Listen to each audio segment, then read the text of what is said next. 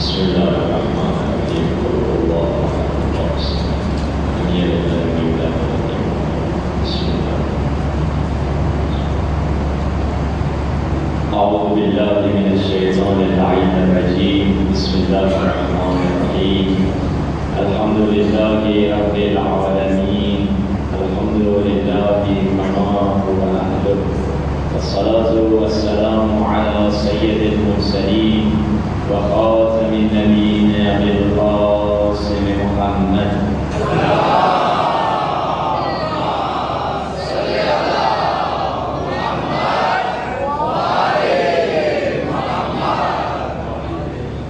وآله الطيبين الطاهرين المعصومين واللعنة دائمة على أعدائهم أجمعين. مل کر دعائے سلامتی امام زمانہ کی تلاوت کرتے ہیں. اللهم كل وليك الحجة الحسن صلواتك عليه وعلى آبائه في هذه الساعة وفي كل ساعة وليا وحافظا وقائدا وناصرا ودليلا وعينا حتى تسكنه أرضك زرعا وتمتعه فيها طويلا برحمتك يا أرحم الراحمين. اللهم صل على محمد وآل محمد. أما بعد فقد قال الله سبحانه وتعالى في كتابه المجيد وفرقانه الحميد وقوله الحق وهو أصدق الصادقين. بسم الله الرحمن الرحيم. بقية الله خير لكم إن كنتم مؤمنين. صدق اللهم صل على محمد وآل محمد. خداوند متعال قرآن کریم میں ارشاد فرما رہا ہے فلما تجلی ربہ للجبل. جب خدا کے نور کی تجلی پہاڑ پر پڑی تو پہاڑ سرمے میں بدل گیا. کافر جل کر مر گئے. موسیٰ جیسے نبی بے ہوش ہو کر گر گئے. یہ کب ہوا؟ یہ کون سا واقعہ ہے جب موسیٰ نے اپنی قوم سے کہا کہ خدا پر ایمان لے کر آؤ؟ قوم نے کہا کہ موسیٰ تمہارا خدا تو ہمیں نظر نہیں آتا، دکھائی نہیں دیتا. تو موسیٰ نے کہا چلو کوہ طور پہ چلتے ہیں. اور کوہ طور پہ جب وہ گئے ہیں کوہ طور پہ ایک نور چمکا تھا جس نور کے چمکنے کے نتیجے میں کافر تو جل کے مر گئے، پہاڑ سونے میں بدل گیا اور موسیٰ جیسے کلیم اللہ نبی بے ہوش ہو کر گر گئے. مگر سوال یہ ہے کہ کوہ طور میں جو نور چمکا تھا وہ کس کا نور تھا؟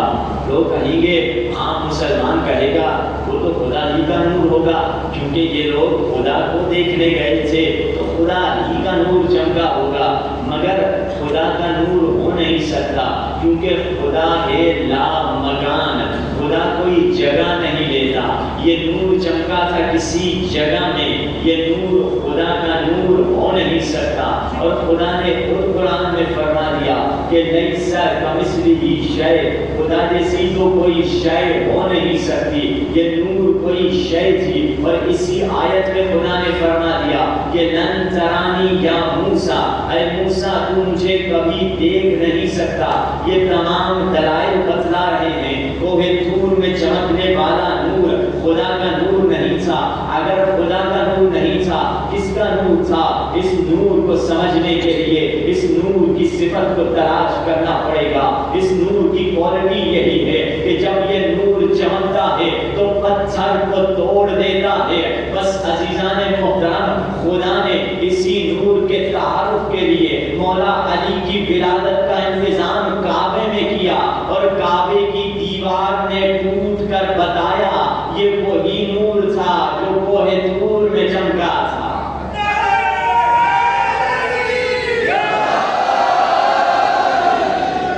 یہ وہی نور تھا جو کوہ طور میں چمکا تھا.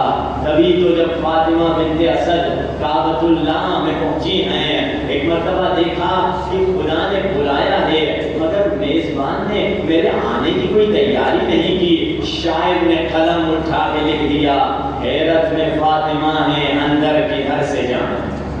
حیرت میں فاطمہ ہے اندر کی گھر سے جائیں. بولی دیوار کعبہ بی بی ادھر سے آئیں. حیرت میں فاطمہ ہے اندر کی گھر سے جائیں. بولی دیوار کعبہ بی بی ادھر سے آئیں. غیروں کے واسطے ہیں آئیں تو در سے آئیں لیکن جو اہل بیت ہیں چاہیں جدھر سے آئیں.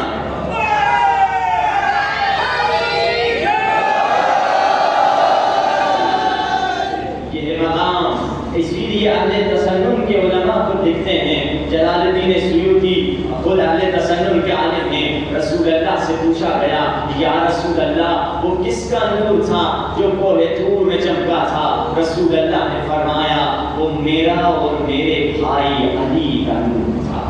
یہ وہ ہستیاں ہیں کہ ابھی دنیا میں آئی نہیں مگر ظاہراً ان کی ولادت نہیں ہوئی مگر ان کا فیض دنیا تک پہنچتا چلا جا رہا ہے. دنیا میں آنے سے پہلے انبیاء ان سے فیض لے رہے ہیں. قرآن اٹھا کے دیکھ لیجیے قرآن میں خداوند متعال کا اپنے حبیب سے کیسے خطاب کا انداز ہے.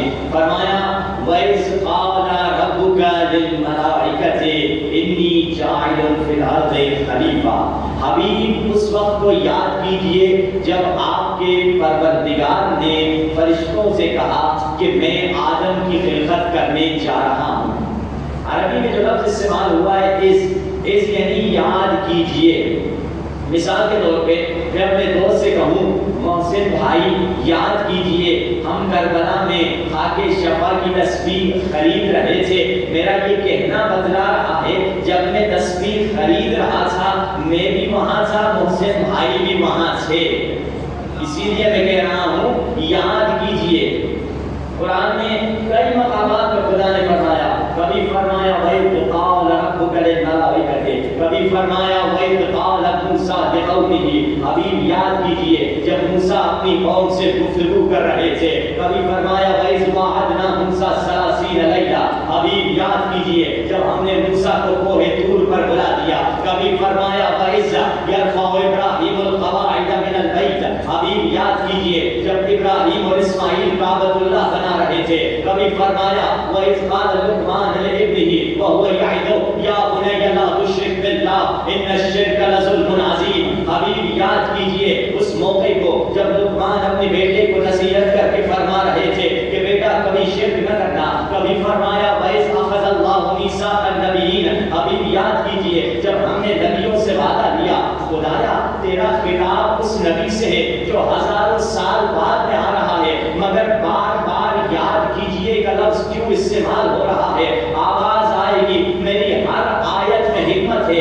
اس میں کیا حکمت پوشیدہ ہے؟ اس میں یہ حکمت ہے کہ جب یہ حادثات ہو رہے تھے رسول اللہ وہاں موجود تھے. یعنی جب آدم صفت کر رہے تھے مصطفیٰ دیکھ رہے تھے. جب نوح سفینہ چلا رہے تھے مصطفیٰ دیکھ رہے تھے. جب ابراہیم آگ میں پھینکے جا رہے تھے مصطفیٰ دیکھ رہے تھے. جب اسماعیل کے گلے پہ خنجر چل رہا تھا مصطفیٰ دیکھ رہے تھے. جب موسیٰ عصا چلا رہے تھے تو مصطفیٰ دیکھ رہے تھے. جب عیسیٰ اندھوں کو بینا کر رہے تھے مصطفیٰ دیکھ رہے تھے. جب یوسف بازار میں بک رہے تھے مصطفیٰ دیکھ رہے تھے. بلکہ اس سے بڑھ کر کہوں جب فرشتے آدم کو سجدہ کر رہے تھے مصطفیٰ دیکھ رہے تھے. قصہ مختصر کروں دنیا بن رہی تھی میرا نبی دیکھ رہا تھا.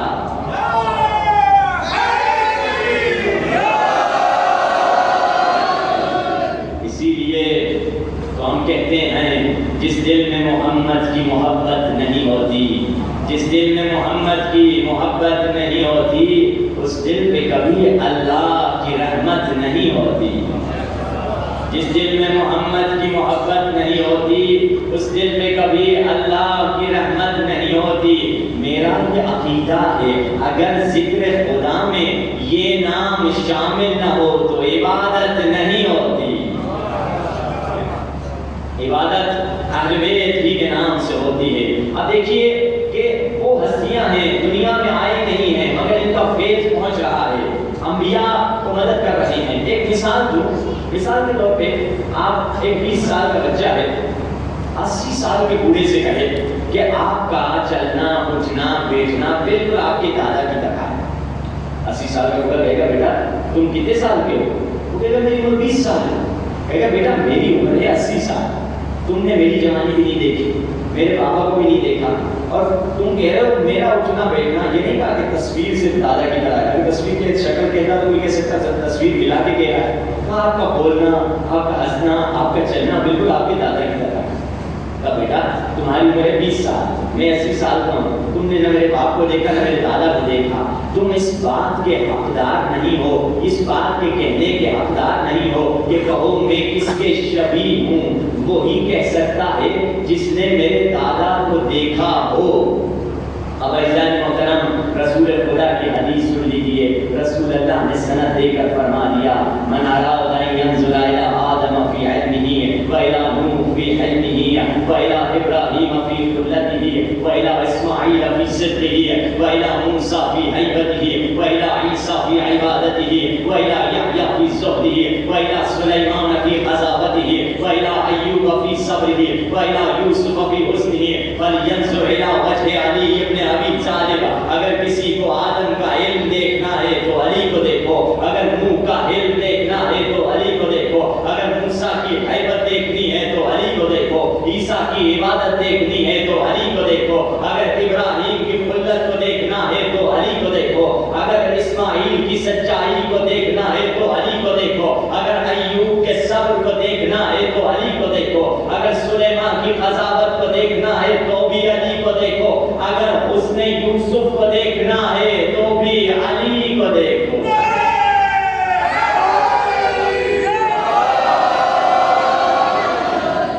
یہ ہے ان کا مقام, یہ ان کا رتبہ.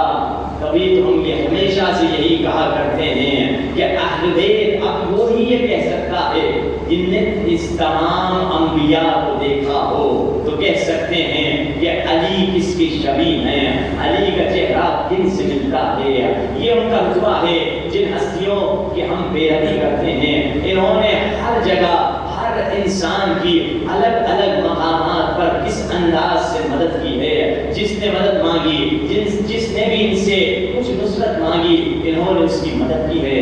مگر بات یہ ہے کہ کون انسان کون سی معرفت کے ساتھ اہل بیت سے کیا مانگ رہا ہے. جس نے دولت مانگی اسے دولت ملی, جس نے پیسہ مانگا اسے پیسے ملے, جس نے علم مانگا اسے علم ملا, کسی نے سلمان کی طرح در زہرا کی غلامی مانگی اسے غلامی ملی. اب دیکھیں ہم کیا مانگ رہے ہیں. جیسے ایک طالب علم تھا نجف میں, معرفت ہر انسان کی برابر نہیں ہوتی, تو نجف میں رہا. جب اس نے نجف میں دیکھا پرانے زمانے میں ابھی بھی سختیاں ہیں مگر پہلے زیادہ پریشانیاں ہوا کرتی تھی. نجف میں بہت پریشانیاں تھیں. اس نے کہا کہ یہ تو میرے سے کام نہیں چلے گا, اتنی مشکل سوکھی روٹی دال روٹی اور پریشانی میں نہیں کر سکتا. چلا گیا ذریعہ مولا علی سے لپٹ کے کہنے لگا یا علی مجھ سے یہ دال روٹی نہیں چلے گی, مجھے بھی اچھی غذا اچھی کھانا اچھی چیزیں دلوا دیجیے. مولا علی نے خواب میں اسے دیکھا, خواب میں اپنی زیارت کروائی, کہا کہ دیکھو تمہیں اگر نجف میں رہنا ہے یہی بھوک کاٹنا پڑے گا. خدا نے علم کو بھوک ہی میں رکھا ہے. علم چاہیے تو بھوک میں ملے گا. تبھی تو خدا نے جو موسیٰ سے کہا موسیٰ میں نے 6 چیزوں کو 6 چیزوں میں رکھا ہے, لوگ انہیں کہیں اور تلاش کر رہے ہوتے ہیں اسی لیے کبھی ان چیزوں کو نہیں پاتے. میں نے علم کو بھوک میں رکھا ہے, لوگ اسے پیٹ بھر کے تلاش کر رہے ہوتے ہیں اسی لیے کبھی نہیں پاتے. میں نے عزت کو نماز شب میں رکھا ہے, لوگ اسے بادشاہوں کی دربار میں تلاش کر رہے ہوتے ہیں اسی لیے وہ کبھی نہیں پاتے. میں نے بزرگی کو خاکساری میں رکھا ہے, عاجزی میں رکھا ہے, لوگ اسے تکبر میں تلاش کر رہے ہوتے ہیں اسی لیے کبھی نہیں پاتے. میں نے بے نیازی کو قناعت میں رکھا ہے, لوگ اسے کثرت مال میں تلاش کر رہے ہوتے ہیں اسی لیے کبھی بے نیاز نہیں ہوتے. میں نے دعا کی قبولیت کو لقمہ حلال میں رکھا ہے, لوگ اسے تعویذ اور ٹوٹکے میں تلاش کر رہے ہوتے ہیں اسی لیے کبھی نہیں پاتے ہیں. یعنی علم چاہیے تو کہاں سے ملے گا؟ مولا میں تو بھوک نہیں کاٹ سکتا, کیا کروں؟ مولا نے کہا تمہیں نجف سے جانا پڑے گا. ہم تمہیں کہیں اور باہر بھیج دیتے ہیں، ٹھیک ہے۔ مولا نے کہا کہ ہندوستان چلے جاؤ، فلاں ہندوستان کی ریاست میں چلے جاؤ، وہاں پہ فلاں راجا کے پاس چلے جاؤ، راجا سے خالی جا کر یہ جملہ کہتے ہیں۔ کون سا جملہ؟ کہ بے آسمان رہت خار آفتاب کرن۔ یہ فارسی کا ایک جملہ تھا، اس کا ترجمہ بعد میں آپ کو بتائیں گے۔ یہ خوش ہوا، اپنی ساری کتابیں جو تھیں علماء کی، سیوطی کی، ساری اس نے بیچ دی، اور بیچ کر جا کے اونٹوں کا سفر تھا، بیٹھ گیا اور جا کے ہندوستان میں پہنچا۔ لوگوں سے پوچھا وہ ریاست کہاں ہے، لوگوں نے ریاست کا پتہ بتایا، اس ریاست میں پہنچا، کہا راجا صاحب کہاں ہیں، کہا راجا کا وہ محل ہے۔ راجا کے پاس گیا، دیکھا فوجی کھڑے ہوئے، فوجیوں سے کہا مجھے راجا سے ملنا ہے۔ فوجیوں نے دیکھا ایسا میرا انسان صاف ستھرا بھی نہیں، راجا کسی سے نہیں ملتے چلے جاؤ۔ کہا راجا سے کہہ دیجیے کہ نجف سے آیا ہوں۔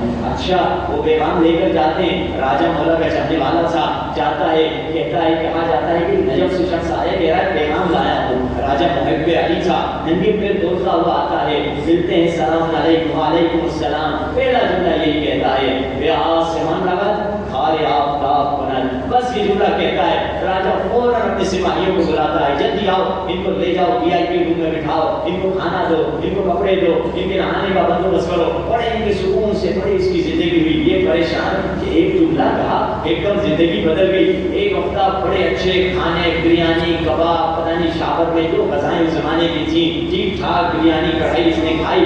ایک ہفتے کے بعد خود راجا اس کے پاس آئے، کہا دیکھیے ہمارے پاس کوئی بیٹا نہیں، ایک بیٹی ہے، ہم چاہ رہے ہیں اپنی بیٹی سے، بیٹی کا نکاح آپ سے کروا دیں اور آپ کو اپنے پورے مال کا وارث بنا دیں، ہمارے بعد آپ ہی یہاں کے راجا ہوں گے، کیا آپ راضی ہیں؟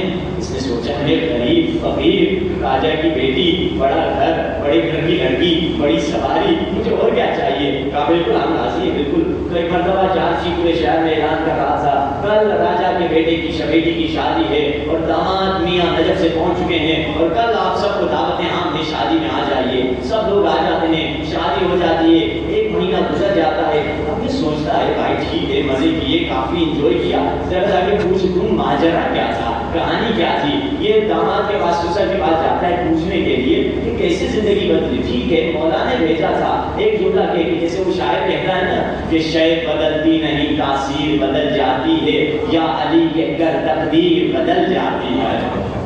تو اس کی تقدیر بدل گئی۔ میں جا کے دیکھتا ہوں مولا سے کہ کیا ہوا، پوچھو اپنے سسر سے۔ سسر کے پاس گئے، سلام علیکم، وعلیکم السلام، بیٹھیے داماد جی، بیٹھے۔ اب سسر نے ایک سوال کیا کہ آپ ہماری بیٹی سے راضی ہیں یا نہیں؟ اور یہ سوال مولا رسول اللہ نے بھی مولا علی اور بی بی سیدہ کی شادی کے بعد کیا تھا۔ پہلے اگلے رات، اگلے دن یا 3 دن کے بعد مولا رسول اللہ اور بی بی سیدہ کے گھر پہ آتے ہیں۔ مولا رسول اللہ مولا علی اور بی بی سیدہ کے گھر پہ آتے ہیں اور ایک سوال دونوں سے کرتے ہیں، وہی سوال مولا علی سے، وہی سوال بی بی سیدہ سے۔ پہلے جا کے اپنی بیٹی سے پوچھتے ہیں بیٹی کیا علی سے تو راضی ہے؟ تو بی بی سیدہ بڑا خوبصورت جواب دیتی ہیں، فرماتی ہیں نعم البعل، میرا علی کائنات میں بہترین شوہر ہے علی۔ اچھا جواب ہے، مگر یہی سوال پھر مولا علی سے کیا گیا۔ اب مولا علی بھی کہہ سکتے تھے بہترین زوجہ سیدہ، علی باب مدینہ العلم ہے، علی کا اپنا جواب ہے۔ مولا نے کیا فرمایا؟ نعم العون علی طاعت اللہ، فاطمہ زہرا اللہ کی اطاعت میں بہترین مددگار ہے۔ وہ جوان جنہوں نے شادی نہیں کی، مولا نے معیار بتا دیا، اگر کسی کو بیوی تلاش کرنی ہے دولت اور حسن اور باقی چیزیں بعد میں، مگر پہلی چیز یہ دیکھو کہ وہ بیوی تمہارے لیے اللہ کی اطاعت میں مددگار ہوگی یا نہیں ہوگی۔ زوجہ وہ ہے، وہ کہے بچوں کی قرآن کی کلاس کا کیا ہوگا، بچوں کی پڑھائی دینی تعلیم کا کیا ہوگا، مسجد میں امام بارگاہ میں پروگرام کا کیا ہوگا، وہ زوجہ تو دین کی طرف کھینچ کر لے کر آئے۔ اب اس سسر نے داماد سے ہی پوچھا آپ راضی ہیں؟ الحمدللہ میں راضی ہوں۔ داماد جی سسر جی بتا دیجیے کہ واقعہ کیا تھا؟ تو انہوں نے کہا کہ اصل میں نے ایک شعر لکھا تھا مولا علی کی شان میں، اور میں نے پہلا مصرع لکھا، دوسرا مصرع مجھ سے بن نہیں رہا تھا، میں نے دل میں یہ منت مانی اگر دوسرا مصرع کوئی بھی مجھے بتا دے اپنا رشتے دار اس کو بنا دوں گا، بیٹی کی شادی اس سے کرا دوں گا، اس کو ہر چیز دے دوں گا۔ میرا پہلا مصرع یہ تھا ذرے گر نظر لطف تراب بنا دا، ذرے پر اگر ابو تراب لطف و کرم کر دے۔ تم نے دوسرا جملہ کہا بے آسمان رات خار آفتاب کنن، یہ ذرہ آسمان میں جا کر سورج کی روشنی دے گا۔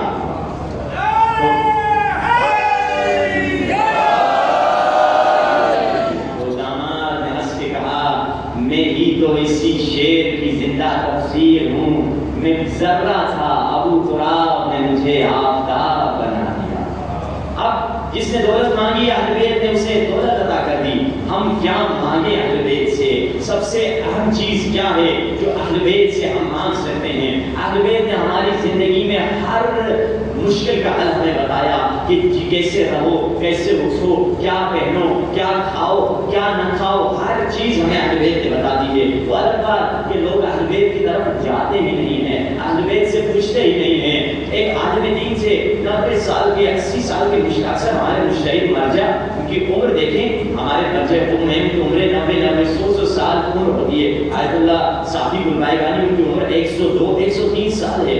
تو آپ دیکھیے اہل بیت کے کہے ہوئے پر اگر انسان عمل کرتا ہے اس کی دنیا بھی سنور جاتی ہے، آخرت بھی سنور جاتی ہے۔ ایک ڈاکٹر عالم دین کسی مشتہد کے پاس آئے، کہنے لگے قبلہ میں ڈاکٹر ہوں، میں اپنی صحت کا خیال رکھتا ہوں، وٹامن کھاتا ہوں، سپلیمنٹ کھاتا ہوں، ورزش کرتا ہوں، ریگولر کھانے ہر چیز میری صحیح ہے، مگر ہمارے سب کولیگ میرے سارے ڈاکٹر دوست تھے، یہ 60-70 میں ہم مر جاتے ہیں، ہماری عمر یہی ہے۔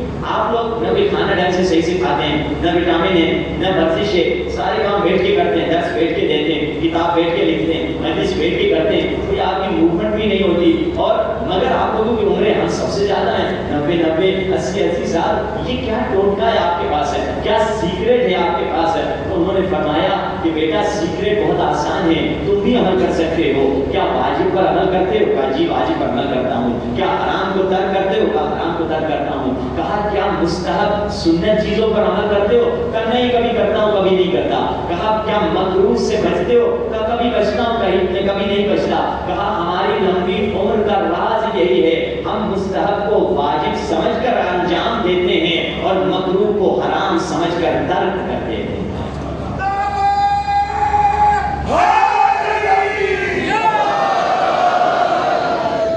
علماء کہتے ہیں واجب اور حرام کا فائدہ کہاں ملے گا؟ آخرت میں ملے گا۔ واجب کا فائدہ آخرت میں ملے گا، حرام کا نقصان آخرت میں ملے گا، مگر مستحب چیزوں کا فائدہ دنیا میں ملتا ہے اور مکروہ چیزوں کا نقصان دنیا میں ملتا ہے۔ کینسر جیسی بیماریاں، یعنی اگر مادی نگاہوں سے دیکھیں کہ دنیاوی نگاہوں سے دیکھیں، مستحب اور مکروہات زیادہ اہم ہیں، مستحب اور مکروہات، مگر خدا نے ان کو مستحب کیوں رکھا ہے اور مکروہ کیوں رکھا ہے؟ کیونکہ زندگی 100 سال کی ہے، دنیاوی بینیفٹ کے لیے تمہیں بینیفٹ دیں گے، اگر جو کبھی بینیفٹ بھی ملے گا مگر زیادہ بینیفٹ اس کا دنیا میں ملے گا، مگر کیونکہ آخرت کی زندگی ابدی ہے تو اس کو حرام اور واجب رکھا ہے، یعنی حرام اور واجب کا زیادہ فائدہ آخرت میں ملے گا، مستحب اور مکروہ کا زیادہ فائدہ دنیا میں ملے گا۔ اب اہل بیت نے ہمیں کیا بتایا؟ اہل بیت کے جملے اتنے سادے اور اتنے سمپل ہوتے ہیں، لوگ سمجھتے ہیں کیونکہ سمپل ہے اس میں اہمیت نہیں دیتے کہ اہل بیت نے ہمیں کیا بتایا، کیا سکھایا، جبکہ اکثر ہماری عادت نیچر یہ ہے، اگر کوئی معمولی چیز آپ کو دے دوں، یہ وہی چیز ہے، یہ وہ دوا ہے، لوگ کہیں گے نہیں کوئی بڑا معجون لا کے دے دو، بڑی چیز لا کے دے دو، اس کا بڑا اثر ہوگا۔ کوئی معمولی ذکر کسی کو دے دیتے ہیں، کہتے نہیں ہوتا یہ ذکر نہیں، کوئی نیا ذکر ہمیں بتا دو۔ یہ انسان کی فطرت ہے کہ نئی چیز، کوئی بہت کمپلیکیٹڈ چیز، جبکہ اہل بیت کے جو جملے ہوتے ہیں بہت سمپل اور بہت گہرے ہوا کرتے ہیں۔ لوگ پوچھتے بھی ہیں کہ مولا نہج البلاغہ اٹھا کر دیکھ لیجیے، نہج البلاغہ کیا ہے؟ مولا علی کی تقریریں، جس کو عربی میں خطبہ بولتے ہیں تقریر کو، مولا علی کی تقریریں اٹھا کر دیکھ لیجیے، آپ دیکھیں نہج البلاغہ کے پیج ہٹائیں گے 2-4 پیجز کا خطبہ ہے مولا کا، یعنی اگر وہ تقریر اگر ادھر آگے کوئی پڑھے مولا علی کی 10 منٹ 20 منٹ میں خطبہ ختم ہو جائے گا، اور بھی جلدی۔ لوگ پوچھ سکتے ہیں کہ کوئی عالم دین 20 منٹ کی تقریر کر کے ادھر جائے، لوگ کہیں گے یا تیاری نہیں کر کے آیا تھا یا علم نہیں تھا، یہ 20 منٹ کی تقریر کر کے ادھر گئے، مگر علی وہ جو باب مدینہ جو علم ہے، علم کا سمندر ہے، مولا کے جملے اتنے چھوٹے کیوں تھے؟ مولا کی تقریریں اتنی چھوٹی کیوں تھی؟ مولا کے کلمات خصال اتنے چھوٹے کیوں ہیں؟ اس کی وجہ خود امام بتاتے ہیں۔ مولا فرماتے ہیں اذا تم العقل حل الکلام، جب عقل مکمل ہو جاتی ہے کلام کم ہو جاتا ہے۔ اہل بیت کے جملے سائز میں تو چھوٹے ہیں، گہرائی میں بہت زیادہ ہیں۔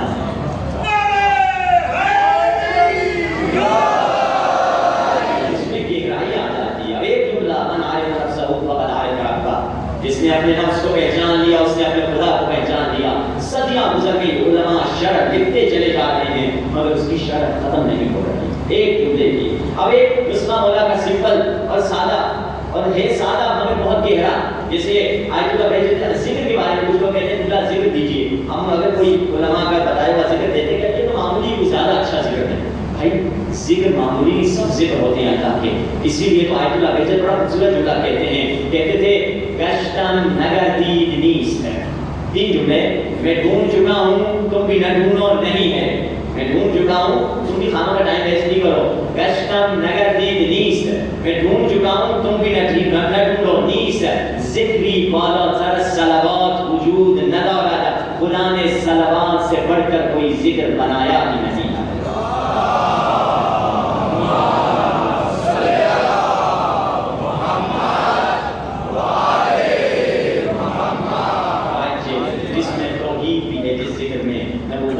رسالت بھی ہے, امامت بھی ہے, عدل فرجوں کرے, عدالت بھی ہے, پورا اصول دین ہماری اس سلوات میں پورا کمپیکٹ ایک جامع پیکج ہے. اب آئیے مولا نے ہماری جسمانی صحت کے مولا نے کیا بتایا. بیٹا حسن کیا چاہتے ہو تم طبیب سے مستغنی ہو جاؤ, ڈاکٹر سے مستغنی ہو جاؤ. ڈاکٹر ہماری سر میں آنکھوں پہ ہیں, مگر انسان کوئی نہیں چاہتا کہ ہمیشہ سے بیمار رہے. ہر انسان چاہتا ہے کہ صحت مند رہے. مولا 4 نسخے بتاتے ہیں اور 4 شرطیں بتاتے ہیں. ان 4 شرطوں میں شاید ہم پہلی میں ہی آؤٹ ہو جائیں گے اکثر لوگ. کیا فرمایا کہ بیٹا حسن اگر چاہتے ہو کبھی بیمار نہ ہو, پہلی شرط یہ ہے کہ جب تک بھوک نہ لگے کھانا نہیں کھانا.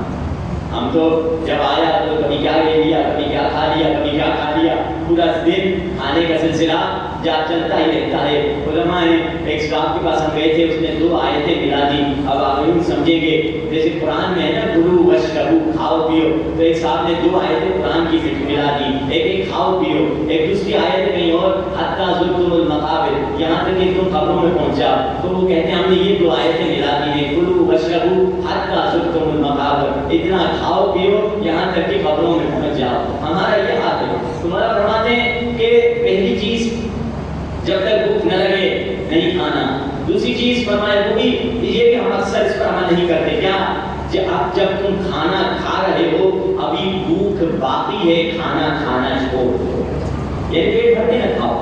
سمپلی پہلا نسخہ یہ کہ بیمار نہ ہونے کا جب تک بھوک نہ لگے نہ کھانا. دوسرا جب کھانا کھاؤ تو پیٹ بھر کے نہ کھانا. تیسرا فرمایا جب کھانا کھاؤ اچھی طرح سے چبانا.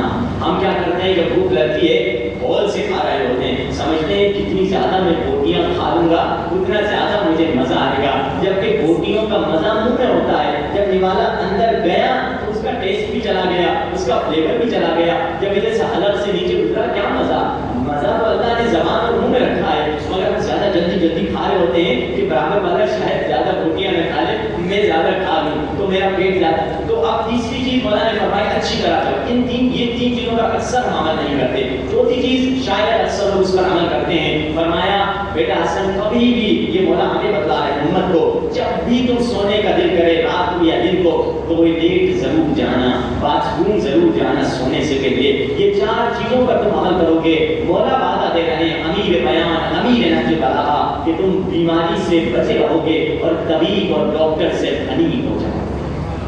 یہ مولا کہ ہماری جسمانی صحت کے لیے مولا نے اس طرح کے کئی نسخے ہیں جس کو آپ 2 کتابیں انٹروڈیوس کر دیتا ہوں جس میں آپ مستحبات اور یہ ساری چیزیں آپ کو مل سکتی ہیں. ایک کتاب ہے جو علامہ مجلسی کی پرانی لکھی ہوئی ہے جس کو اردو میں تہذیب الاسلام کہتے ہیں, جس میں تمام یہ مستحبات یہ ساری چیزیں لکھی ہوئی ہیں مکروہات. اور اب نئی کتاب لکھی ہے آیت اللہ جوادی عامری نے اسی ماڈل پہ جسے مفاتیح الحیات کہتے ہیں, وہ بھی اردو میں غالباً ترجمہ آ چکا ہے. اس کتاب میں بھی ان تمام مستحبات مکروہات واجبات پہ عمل کرنا ہے تو توضیح المسائل اٹھا لیجیے, اور مستحبات پہ عمل کرنا ہے مکروہات سے بچنا ہے, ان دونوں میں سے کوئی کتاب اٹھا لیجیے جس میں انسان کی زندگی بدل جائے گی. اب آئیے مولا نے جسمانی صحت کے لیے ہمیں بتایا, اور روحانی صحت کے لیے ہمیں مولا نے کیا بتایا. ہم کیا کریں کہ اہل بیت کا تعارف حاصل کریں. فاؤنڈیشن کیا ہونی چاہیے. فاؤنڈیشن اس حدیث قدسی میں خدا فرما رہا ہے من طلبنی وجدنی, من وجدنی احبنی, من احبنی عرفنی, من عرفنی عاشقنی, من عاشقنی عاشقته, ومن عاشقته قتلته, ومن قتلته وانا دیته. خدا کہہ رہا ہے حدیث قدسی میں, حدیث قدسی خدا کا وہ کلام جو قرآن سے ہٹ کر ہے. خدا کہہ رہا ہے جس نے میری تلاش کی اس نے مجھے پا لیا, جس نے مجھے پا لیا اس نے میری معرفت حاصل کر لی, جس نے میری معرفت حاصل کر دی وہ میرا محب بن گیا, جو میرا محب بن گیا وہ میرا عاشق بن گیا, اور جو میرا عاشق بن گیا میں خدا اس کا عاشق بن گیا, اور جس کا میں عاشق بن گیا میں نے اس کو قتل کر ڈالا, اور جسے میں نے قتل کر ڈالا میں خود خدا اس کا کفارہ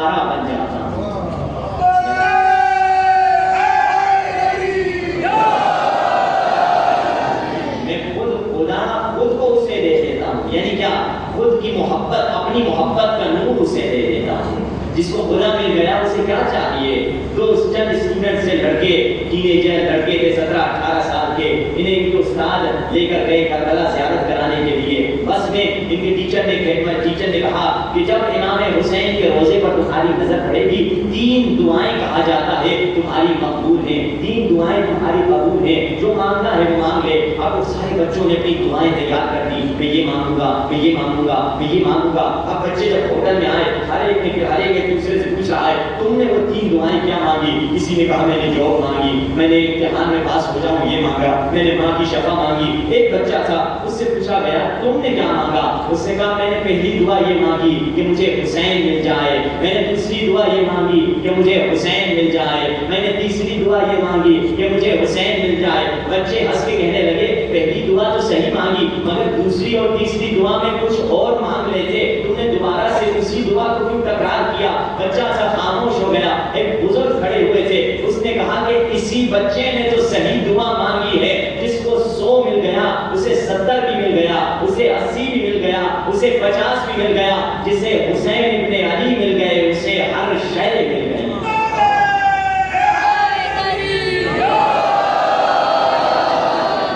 جسے حسین مل گئے اسے ہر شے مل گئی. جسے خدا کی محبت کا نور مل گیا اس کے پاس ہر شے آ گئی. اب یہ محبت کا نور کیسے ملے؟ اہل بیت کی محبت کے دعوے کتنے لوگوں نے کیے تھے مگر اکثر وہ دعووں میں جھوٹے تھے، اکثر وہ صحیح دعوے نہیں کیا کرتے تھے. ایک شخص 7ویں امام کے پاس آیا، کہنے لگا آپ کا محب ہوں. مولا نے سوالوں کی فہرست کر دی، کیا یہ نیک کام کرتے ہو، یہ نیک کام کرتے ہو، یہ نیک کام کرتے ہو، یہ نیک کام کرتے ہو. وہ بیچارہ خاموش ہو گیا، کیا کہے؟ محبت کا دعویٰ لے کر آیا تھا مگر مولا نے اس کی محبت کے دعوے کو قبول نہیں کیا. جبکہ اس کے مقابلے میں کچھ لوگ آتے تھے، مولا سے کہتے تھے. مولا علی کے پاس ایک شخص آیا مسجد کوفہ میں، مولا سے کہا میں آپ کا محب ہوں. مولا نے کیا جواب دیا؟ مولا نے فرمایا ڈرو اس دن سے جس دن باطل کا پرچم تمہارے ہاتھ میں ہوگا اور اسی مسجد کوفہ کے دروازے سے اندر آ رہے ہوگے. لوگوں نے کچھ نہیں سمجھا کہ علی کس بات کی طرف اشارہ کر رہے ہیں، یہ تو محبت کا دعویٰ کرتا ہے. 30 سال گزر گئے، فوج یزید میں یہ شامل ہو گیا اور جب قافلہ اسیران یہاں پہنچا لوگوں نے دیکھا وہی شخص یزید کا سپاہی بن چکا تھا اور یزید کا پرچم اٹھا کر اسی مسجد کے دروازے سے اندر آ رہا تھا.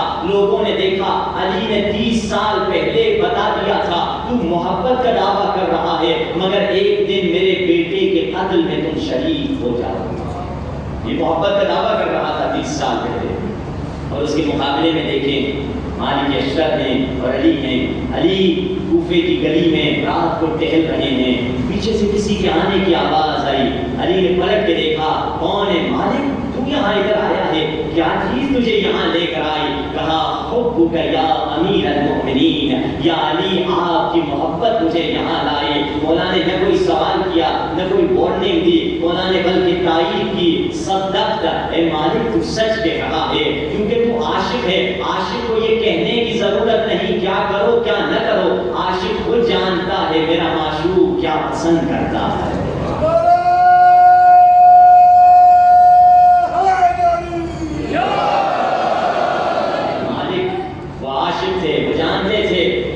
کیسا دیکھنا چاہتے ہیں، وہ سچی محبت کرنا جانتے تھے. اور ان میں سے عمر سعد بھی ایک تھا کہ عمر سعد کو 30 سال پہلے مولا علی نے وارننگ دے دی تھی. اے عمر سعد تم ایک دن آئے گا جنت اور جہنم کے درمیان کھڑے ہوئے ہوگے اور تو جہنم کے راستے کو اختیار کرو گے. عمر سعد نے کہا مولا نہیں میں تو جنت کو اختیار کروں گا. 30 سال گزر گئے، حسین مدینے سے چلے ہیں. اب ایک مرتبہ کوفے میں ابن زیاد نے عمر سعد کو بلایا، کہا تمہیں میں کربلا کی فوج کا سپہ سالار بناتا ہوں، حسین کی قتل میں شرکت کرو. کہا نہیں میں شرکت نہیں کروں گا. کہا تمہیں رے یا تہران کی حکومت دیتے ہیں، اگر یہ کرو گے تمہیں حکمرانی مل جائے گی. اب تاریخ میں اس ملعون کے شعر لکھے ہوئے ہیں. یہ پوری رات چل رہا تھا اور چلتے چلتے یہ عربی کے شعر پڑھ رہا تھا کہ راجا میں کیا کروں، ایک طرف سے حسین فرزند رسول ہے اور ایک طرف سے رے کی حکومت میری آنکھوں کی ٹھنڈک ہے. وہ بھی نہیں چھوڑ سکتا، یہ بھی نہیں چھوڑ سکتا. مگر اس نے تسلیم ہو گیا رب سے ہمارا کے سامنے آ گیا. اگلے دن کا ٹھیک ہے میں شرکت کروں گا. اب سب سے زیادہ جس کی ہدایت کی کوشش کی تھی امام حسین نے وہ حر کم تھے، حر کے لیے شاید اتنی کوشش نہیں کی، زہیر کے لیے اتنی کوشش نہیں کی، سب سے زیادہ جس کی ہدایت کے لیے امام نے کوشش کی وہ یہی تھا عمر صاحب۔ ایک طرف سے امام حسین اور دائیں طرف سے حضرت عباس، بائیں طرف سے حضرت علی اکبر آ رہے ہیں، ادھر سے عمر صاحب اس کا غلام اور اس کا بیٹا آ رہے ہیں، تینوں ایک پوائنٹ پر ملتے ہیں اور مولا اسے کہتے ہیں عمر صاحب لا تشارک فی دمی، میرے قتل میں شرکت نہ کر۔ یہ کہتا ہے میں کیا کروں مولا، میرے پیسے مجھ سے لے لی جائیں گی، میری دولت مجھ سے چھین لی جائیں گی۔ مولا فرماتے دولت کی فکر ہے، مدینے میں میرا ایک باغ ہے، جس باغ کے درختوں کی بیج کو میرے بابا علی نے اپنے ہاتھوں سے بویا تھا، اب وہ درخت بڑے تناور ہو چکے ہیں، وہ پورا باغ میں تمہیں دے دیتا ہوں، وہ باغ لے لے، دولت اسی سے اپنی زندگی چلا۔ پہلا آپشن مولا نے دیا۔ پھر کہا مولا دوسرا پرابلم ہے، کیا ہے؟ میری جان خطرے میں ہے، مار دے گا مجھے امتیاز، اگر جان خطرے میں یہ بھی مسئلہ تمہارا حل کر دیتے ہیں، میں تمہیں ایسی جگہ پہنچا دوں گا کوئی تمہیں نقصان نہیں پہنچا دے گا۔ دوسرا آپشن مولا نے دیا۔ پھر تیسری اس نے بات کی کہ مولا مجھے رے کی حکومت کا وعدہ دیا گیا ہے۔ اس وقت مولا جلال میں آ کے فرماتے ہیں قتلک اللہ فی فراشک، خدا تمہیں تمہارے بستر ہی میں قتل کرے۔ جب مختار انتقام دینے کے لیے آئے تھے یہ ملعون بستر میں چھپ چکا تھا اور اسے تلوار سے بستر میں نہیں پہنچ، اسے مولا نے کتنا کہا، اور جاتے ہوئے مولا حسین کہہ کر گئے تھے تمہیں رے کی حکومت کا گندم بھی نہیں ملے گا۔ جب یہ حکومت کا پرچہ لے کر جا رہا تھا ابن زیاد نے رستے میں دیکھا اس کا پرچہ اس کا پھاڑ دیا کہ تمہیں حکومت نہیں ملے گی۔ یہ پاگل ہو گیا تھا، دیوانوں کی طرح کوفے کی گلیوں میں پھرتا رہتا تھا کہ نہ دنیا بھی میں نے تباہ کر دی آخرت بھی میں نے تباہ کر دی۔ کس لیے؟ دنیا کی محبت کی وجہ سے۔ ایک دل میں دو محبتیں جمع نہیں ہو سکتی، یا خدا کی محبت آئے گی یا دنیا کی محبت آئے گی۔ دیکھیے جن لوگوں کے دل میں دنیا کی محبت ہوتی ہے معصوم کی خاطر وہ قربانی دینا نہیں چاہتے۔ حضرت عیسیٰ نے ان کا ایک حواری ہے جو ان کا چاہنے والا ہے، حواری سے جا کر حضرت عیسیٰ کہتے ہیں تمہارے جیب میں کتنے پیسے ہیں؟ وہ کہتا ہے 2 درہم ہیں۔ حضرت عیسیٰ اپنے جیب سے 1 درہم نکالتے ہیں، یہ لے لو 3 درہم، جاؤ اور روٹی لے کر آؤ۔ اب یہ جاتا ہے 3 روٹیاں لے کر آتا ہے، رستے میں یہ سوچتا ہے کہ میں نے 2 روٹیاں اپنے پیسوں سے لی ہے اور 1 روٹی نبی کے پیسے سے لی ہے، دسترخوان میں رکھیں گے تو 1.5 روٹی وہ کھائیں گے، 1.5 میں کھاؤں گا تو میری روٹی بھی وہ کھا سکتے ہیں، تو ایسے کرتا ہوں راستے میں 1 روٹی جو اپنے پیسوں سے لی اور خود کھا لیتا ہوں۔ یعنی نبی کی خاطر ایک روٹی بھی دینے کی قربانی نہیں تھی۔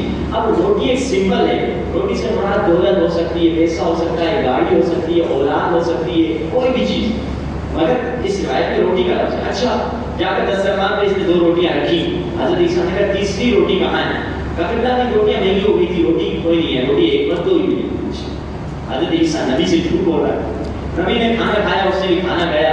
حضرت عیسیٰ نے کہا چلو آگے چلتے ہیں، آگے گئے، نبی نے کہا اپنے ہاتھ کو میرے ہاتھ میں رکھ، اس نے ہاتھ کو رکھا، حضرت عیسیٰ دریا میں چلنے لگے، نہ صرف وہ چلنے لگے اس کو بھی دریا میں چلانے لگے، اور دریا جب کراس کر چکا یہ خود پریشان، نبی خدا پہلے آپ دریا میں چلتے تھے اب تو آپ نے ہمیں بھی دریا میں چلا دیا۔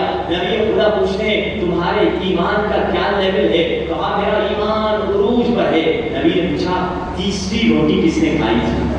کہا تو بلا تیسری روٹی تھی نہیں، تیسری روٹی تو تھی نہیں، بالکل نہیں، آپ جھوٹ پہ جھوٹ بول رہا۔ نبی چاہتے ہیں یہ جھوٹ نہ بولے تاکہ اس کی ہدایت نکل جائے۔ کبھی تو رسول اللہ فرماتے ہیں قرآن نے ساری برائیوں کو ایک کمرے میں بند کر دیا ہے اور اس کمرے کی چابی کو جھوٹ قرار دیا ہے۔ اب یہ جھوٹ بول رہا، آگے گئے، نبی خدا نے ہرنیں دیکھی، ہرن کو اشارہ کیے جب ہرن دوڑتی ہوئی آئی، اس کو ذبح کیا، اس کو کھا لیا، کھانے کے بعد کہا تم بیزن تھا، اللہ کے حکم سے اٹھ جاؤ، ہڈیاں سمٹنے لگی، گوشت چڑھنے لگا، ہرن زندہ ہو گئی، دوڑتی ہوئی چلی گئی۔ یہ حیران ہو گیا، نبی خدا پہلے تو آپ انسانوں کو زندہ کرتے تھے، ابھی آپ نے ہرن کو زندہ کر دیا۔ نبی نے پوچھا کہ تمہارے ایمان کا کیا مقام ہے؟ کہا آسمانوں میں ہے میرا ایمان۔ کہا یہ بتاؤ کہ تیسری روٹی کس نے کھائی تھی؟ پھر سے کہا خدا تیسری روٹی تھی نہیں۔ نبی چاہتے اس کو ہدایت دیں۔ آئے آخر ایک مرتبہ نبی خدا ایک پہاڑ کے طرف گئے، 3 سونے کی اینٹیں نکالی، کہا یہ پہلی اینٹ میری ہے، دوسری اینٹ تمہاری ہے، تیسری اس کی ہے جس نے تیسری روٹی کھائی تھی۔ فوراً یہ کہتا ہے نبی خدا میں نے ہی تیسری روٹی کھائی تھی۔ نبی خدا فرماتے ہیں کہ یہ تینوں اینٹیں تمہاری ہیں، ہمیں سونا اور پیسے نہیں چاہیے۔ 3 اینٹیں چھوڑ کر چلے گئے حضرت عیسیٰ۔ ابھی سوچ رہا ہے ان 3 اینٹوں کو لے کر کیسے جاؤں گھر چھپا کر۔ اچانک 3 ڈاکو آتے ہیں، 3 ڈاکو سے قتل کر دیتے ہیں اور تینوں اینٹیں آپس میں ڈیوائڈ کر دیتے ہیں کہ ایک اینٹ تمہاری، ایک اینٹ میری، ایک اینٹ اس کی۔ ان میں سے ایک ڈاکو کہتا ہے مجھے بھوک لگی ہے، کھانا چاہیے، دوسرا کہتا ہے میں کھانا لے کر آتا ہوں۔ جو کھانا لینے کے لیے جاتا ہے وہ سوچتا ہے کیوں نہ ساری اینٹیں میں لے لوں، تو کھانے میں زہر ملا دیتا ہوں، جب یہ کھائیں گے تو مر جائیں گے، تینوں اینٹیں مجھے مل جائیں گی۔ وہ دو جو ادھر انتظار میں بیٹھے تھے انہوں نے کہا کیوں نہ 1.5 اینٹ تم لے لو اور 1.5 اینٹ میں لے لیتا ہوں، جب وہ واپس آئے گا اسے قتل کر دیتے ہیں، جب وہ واپس پلٹتا ہے اسے قتل کر دیتے ہیں، زہر والا کھانا کھا لیتے ہیں اور مر جاتے ہیں اور سب کے سب مر جاتے ہیں۔ حضرت عیسیٰ کا گزر ادھر سے ہوتا ہے، دیکھتے ہیں 3 سونے کی اینٹیں ہیں اور 4 لاشیں پڑی ہوئی ہیں۔ اس موقع پر حضرت عیسیٰ فرماتے ہیں دنیا اپنے چاہنے والوں کے ساتھ یہی سلوک کیا کرتی ہے۔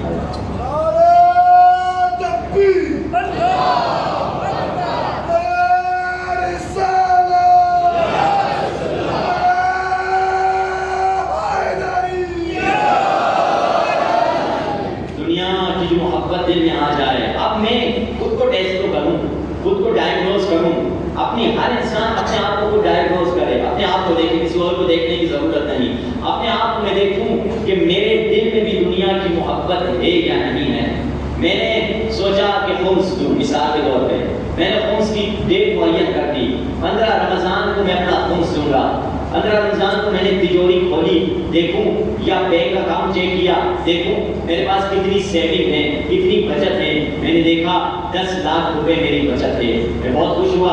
اب مگر خمس کی ڈیٹ ہے، مولوی صاحب سے میں نے پوچھا مولانا صاحب کتنی خمس ہوگا، میرا کتنا بنے گا؟ فرمایا 20%، یعنی 10 لاکھ میں سے 2 لاکھ جائیں گے۔ اب اگر میں ہاتھ ملوں سوچتا رہوں ارے بھائی 2 لاکھ زندگی محنت کر کے میں نے کمائے ہیں، سب ایک گو میں چلے جائیں گے، اب شیطان وسوسے ڈالے گا۔ اگر میں یہاں سوچ رہا ہوں سمجھ لیجئے خدا نخواستہ میں بھی وہی روٹی والے کی طرح، کیونکہ میں ویسے روٹی ایک سمبل تھی، ایک مثال تھی، اس سے مراد کوئی بھی دنیا کی محبت ہے۔ اگر میں شیطان وسوسے ڈالے گا کہاں خرچ کرتے ہیں، کہاں لگاتے ہیں، مال صحیح جگہ خرچ ہوتا ہے نہیں ہوتا، 1001 وسوسے آئیں گے۔ مگر اگر میں خرچ کر دوں کم از کم اتنی خوشی ہونی چاہیے کہ شاید میرے دل سے کچھ دنیا کی محبت کم ہو چکی ہے۔ کبھی تو امام محمد تقی سے جب کسی نے خط میں لکھا کہا مولا خمس معاف کروا دیجیے، مولا نے جو جواب میں دیا جلال سے بھرا ہوا مولا کا جواب تھا، مولا کے جملوں میں جلال چھلک رہا تھا۔ مولا فرماتے کیا تو سمجھتا ہے کہ ہم تمہارے پیسے جو اہمیت بھی نہیں رکھتے اس کے ہم محتاج ہیں؟ زمین اور آسمان کے خزانے اہل بیت کے پاس ہیں۔ خدا نے اس لیے خمس کو واجب نہیں کیا کہ ہم اس سے فائدہ اٹھائیں یا لوگ اسے دوسرے فائدہ اٹھائیں، خدا نے خمس کو اسی لیے واجب کیا ہے تاکہ تمہارے دلوں سے دنیا کی محبت کو نکالا جائے۔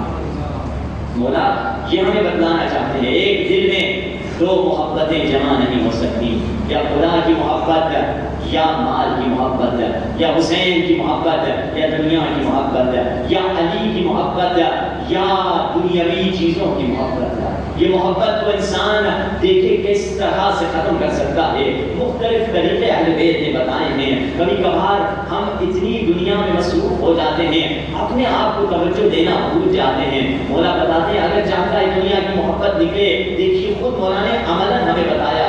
راوی کہتا ہے کہ علی جنگ صفین سے واپس پلٹ رہے تھے، علی نے ایک مرتبہ قبرستان کو دیکھا، اس موقع پر علی قبروں کے سامنے رک گئے اور مولا جملے فرما رہے ہیں۔ کیا کہہ رہے ہیں؟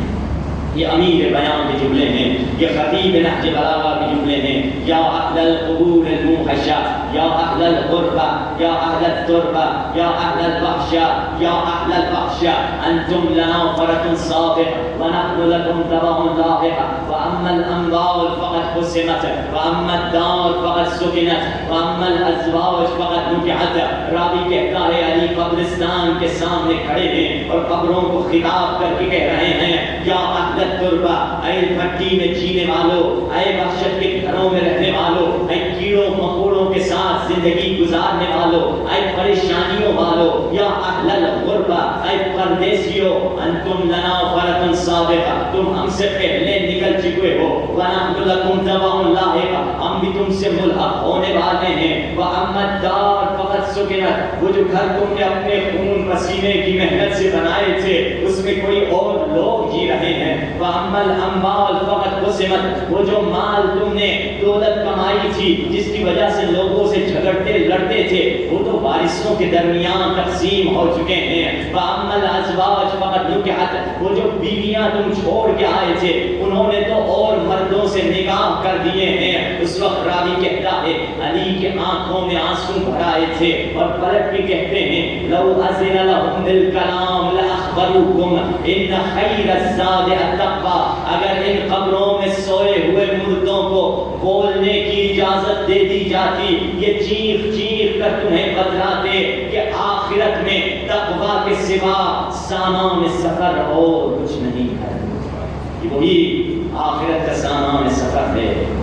دنیا کی محبت اگر نکلے گی ہاں موت کی یاد سے ہاں قیامت کی یاد سے تبھی تو.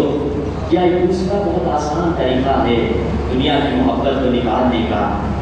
امام فرماتے ہیں خود مناجات شعبانیہ میں وہ دعا جس کو ہر امام ہر معصوم 14 معصومین نے پڑھی ہے.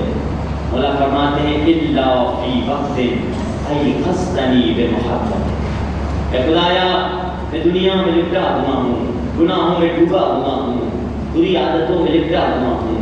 یہ بری عادتیں تمہیں چھوڑ نہیں سکتا مگر یہ کہ تو اپنی محبت سے یہ بری عادتیں مجھ سے جدا کر دے. یہ ہے وہ طریقہ اپنی محبت سے. اور اگر دیکھنا ہے آپ کو جنہوں نے اس محبت کا حق ادا کیا وہ کون تھے؟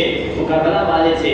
کہ دیکھیے کربلا میں ملتا ہے کربلا میں اگر کربلا والوں کو آپ نے سمجھنا ہے تو کربلا والوں کی کوالٹیز کو دیکھیے ان کی صفات کیا تھی کیسے وہ حسین کی محبت میں ڈوب چکے تھے.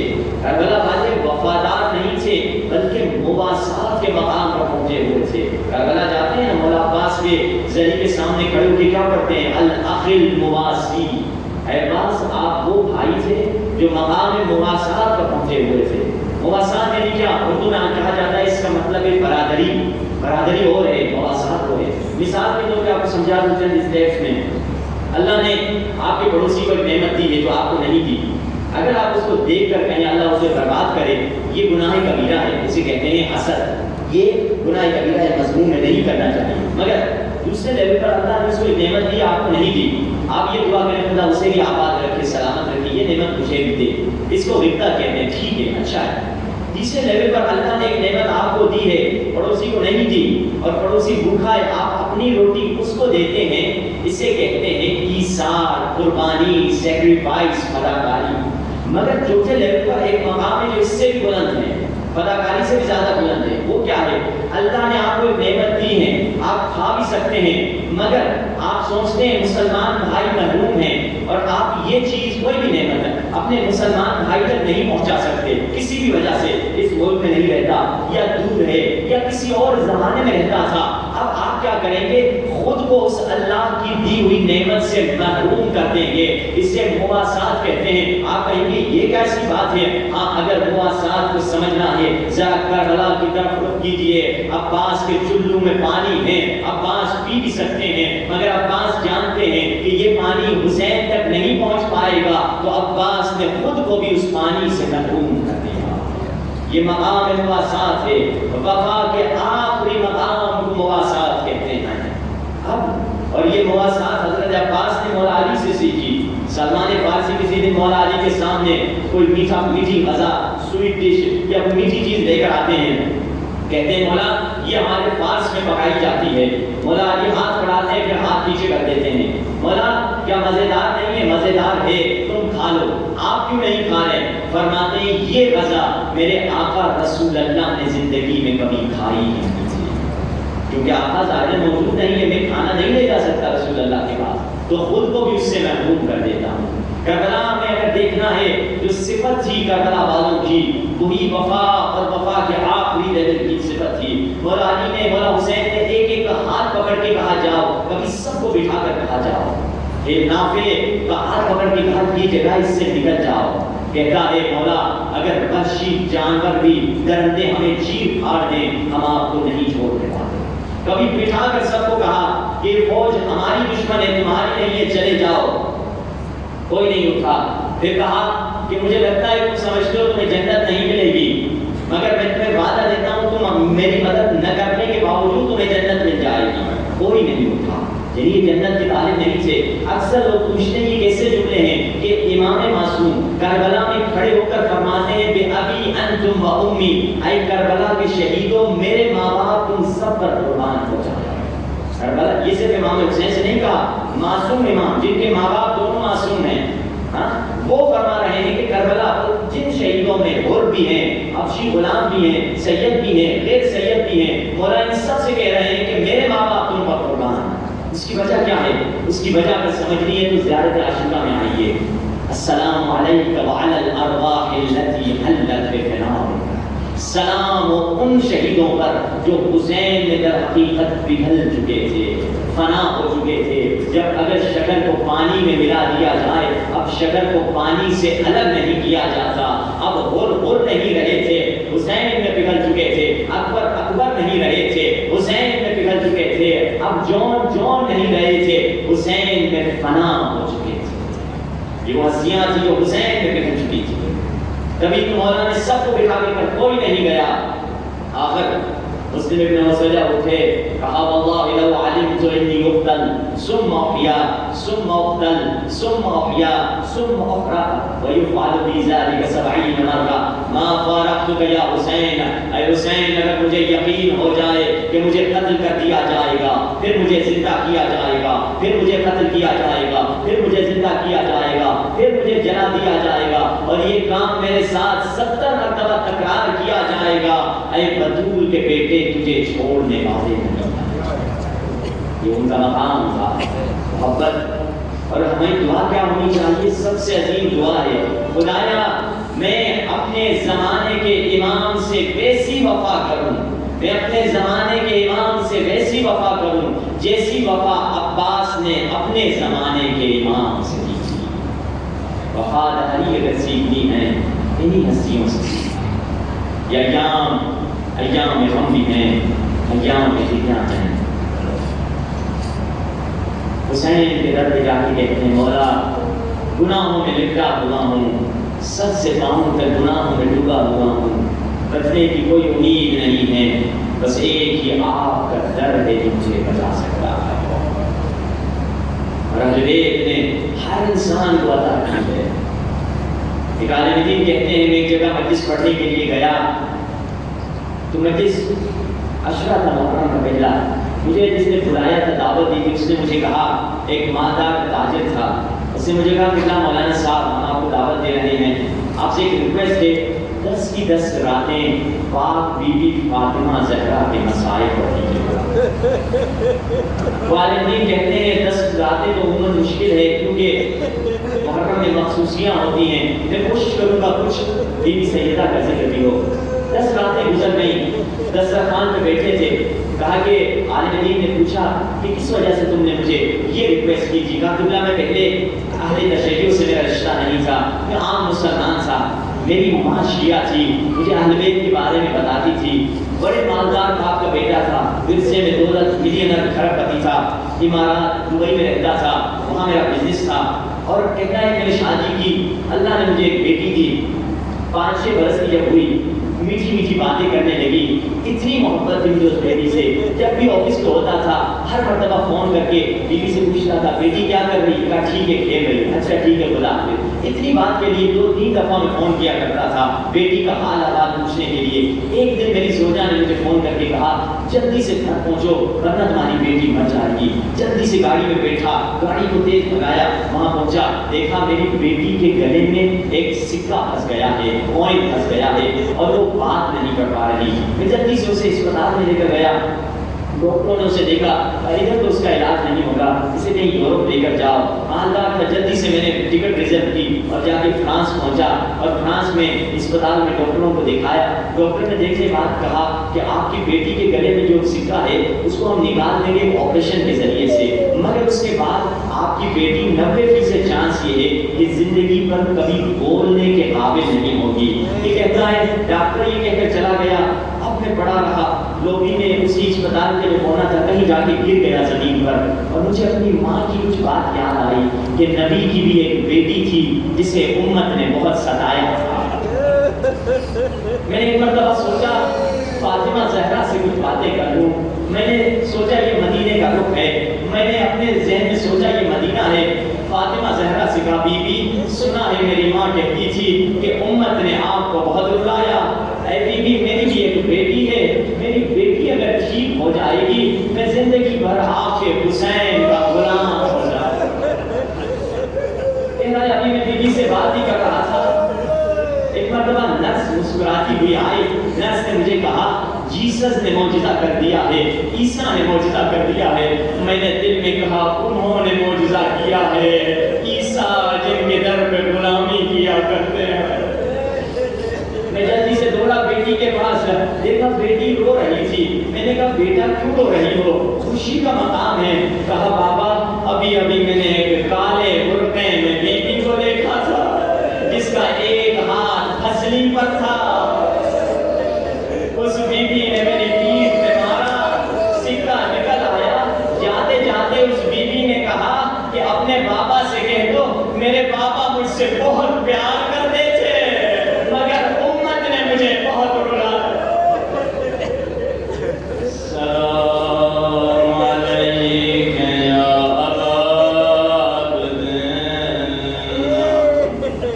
السلام علیک یا ابن رسول اللہ، السلام علیک یا ابن امیر المؤمنین وابن سید المسیح، السلام علیک یا ابن فاطمة سیدۃ النساء العالمین، ملک کربلا کے بادشاہ کو سلام کریں، السلام علی حسین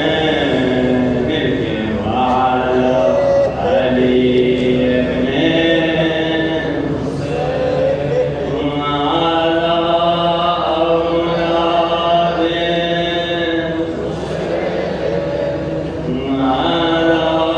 اصحاب۔ ایک مرتبہ بی بی زینب کی طرف سے سلام پڑھیں، السلام علی حسین وعلی علی ابن وعلی اولاد وعلی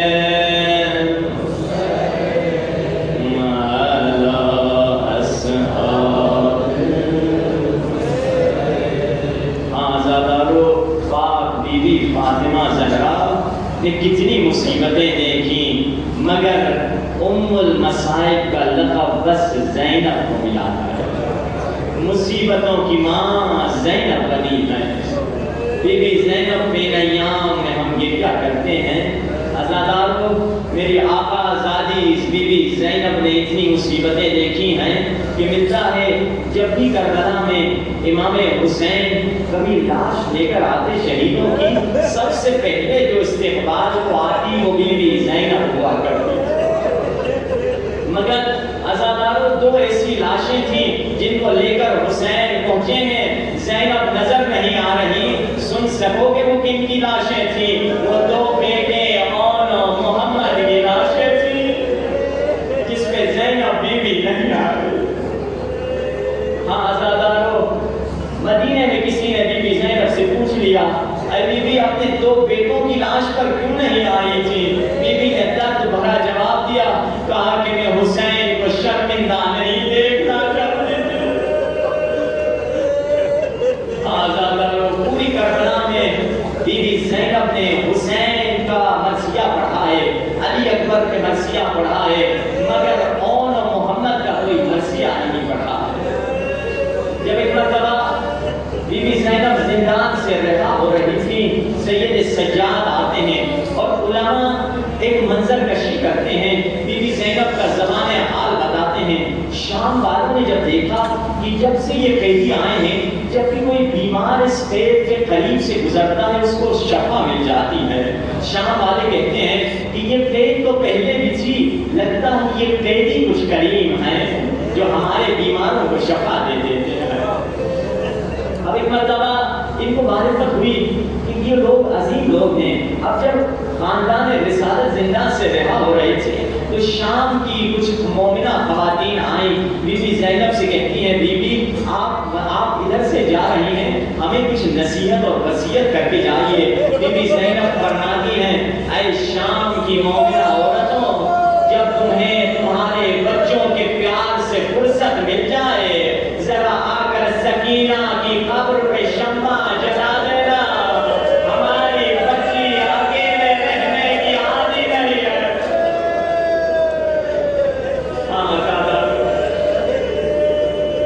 ہماری بچی کی قبر پہ آ جانے کرو، آج بھی یہ قبر ادھر ہی قید خانے میں ہے۔ اللہ جانے بی بی زینب نے کیا کہا، بی بی زینب نے جانے سے پہلے سکینہ کی قبر کو دیکھا، کہا سکینہ مجھے ایک مرتبہ کربلا اور کربلا کے بعد مدینہ جانے دو، پھر واپس آؤں گی، زندگی بھر تمہارے ساتھ شام میں رہوں گی۔ بی بی سکینہ نے بھی کہا ہوگا پھوپھی اماں کربلا جا رہی ہو، میرے بابا کو کہنا تیری پردیسی سکینہ تجھے بہت یاد کرتی ہے۔ اب ایک مرتبہ سید سجاد پوچھتے ہیں کہ پھوپھی اماں یزید مجبور ہو گیا ہے ہمیں رہا کر دے، کوئی مطالبے ہیں؟ کہا بیٹا ذرا جا کے یزید سے کہہ دے ہمارے چند مطالبات ہیں، جن کی فتح ہوتی ہے وہی مطالبات کیا کرتے ہیں۔ ہمارا مطالبہ یہ ہے کہ ایک گھر خالی کر دیا جائے جس میں ہم اپنے مقتولوں پہ جا کر گریا کریں گے، اور سجاد دوسرا مطالبہ یہ ہے کہ شام غریبہ میرے سر سے ظالم ایک چادر لے گیا تھا، وہ چادر تطہیر تھی، اس چادر کو بتا دیا جائے۔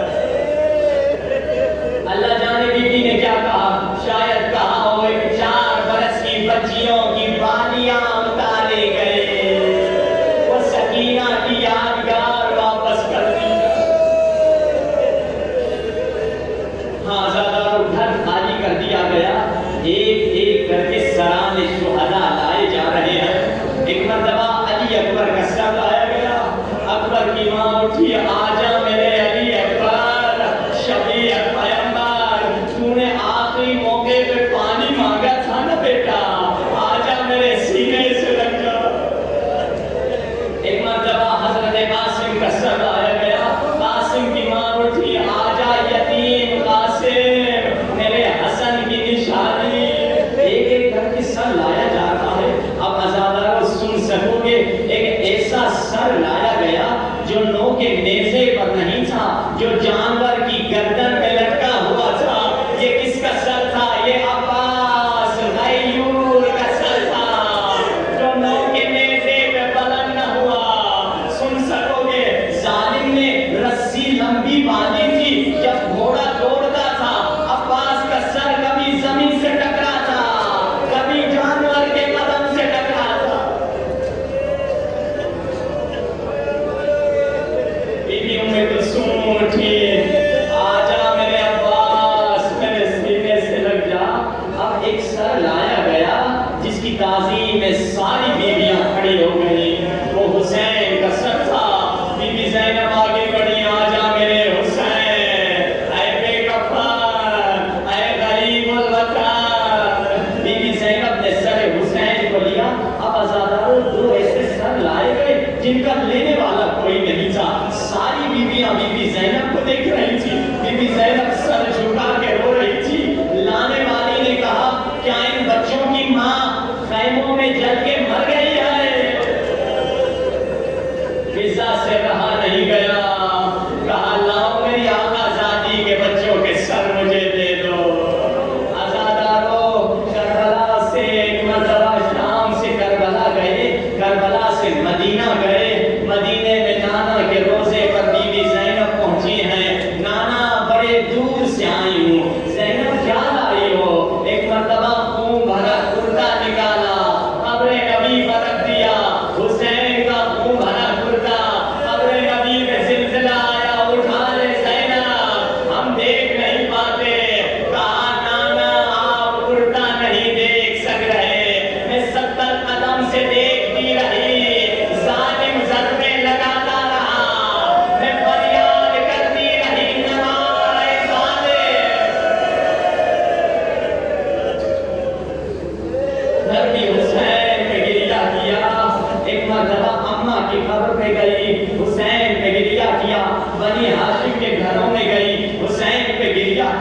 اب عبداللہ نے پیغام بھجوایا جو شوہر تھے کہ زینب سے کہہ دو کہ واپس آ جائے. اب عزاداروں پہلی مرتبہ زینب اپنے گھر میں جا رہی ہے. مجھے انصاف سے بتا دو اے عزاداروں، اگر کوئی شوہر اپنی بیوی کو 1 سال کے بعد دیکھے اور پہچاننے سے انکار کر دے، بتاؤ